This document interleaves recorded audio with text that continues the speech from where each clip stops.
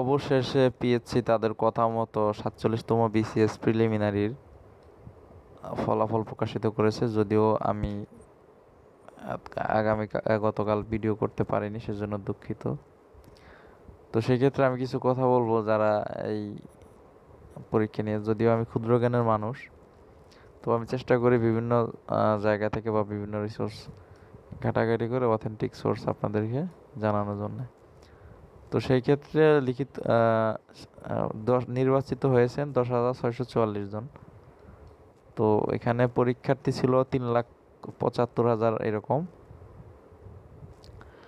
তো সেক্ষেত্রে 10,644 জন কৃতকার্য হয়েছেন, বাকি সবাই অকৃতকার্য হয়েছে। তো লিখিত পরীক্ষার সম্ভাব্য সময় নভেম্বর 2025।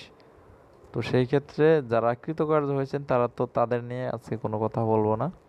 তো যারা অকৃতকার্য হয়েছেন তাদের জন্য সিম্পল কিছু কথা বলবো।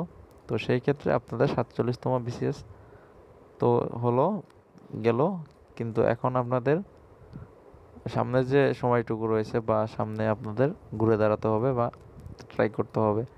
তো সেক্ষেত্রে 49তম এক্সাম মনে ডেট দিয়ে দিয়েছে, আর সামনে 50তম সার্কুলার নভেম্বর ডিসেম্বরের মধ্যে হয়ে যাবে। তো এই দুটাকে আপনাদের মোস্টলি আপনারা টার্গেট করতে হবে, যাতে এই 47-এ যে ভুলগুলো হয়েছে ওইখানে যেন সেই ভুলগুলো না হয়। তো সেইভাবে চেষ্টা করতে হবে।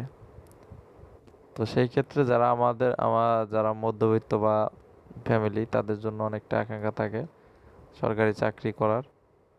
কারণ তাদের আর্থিক অবস্থা ভালো না থাকে, অন্য বিদেশ যাত্রা বা ব্যবসা বাণিজ্য করার একটা সামর্থ্য অ্যাবিলিটি থাকে না, মূলধন থাকে না। তো সেই ক্ষেত্রে তাদের জন্য সরকারি চাকরি একটা অপশন, ভালো একটা অপশন।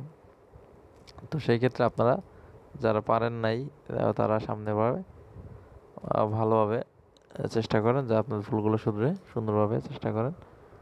আর আমার চ্যানেলে অবশ্যই সাবস্ক্রাইব করে আমার চ্যানেলের সাথেই থাকেন। তো আপনাদের সকলের জন্য শুভকামনা রইল, যাতে সামনে ভালো কিছু করতে পারেন। আল্লাহ হাফেজ।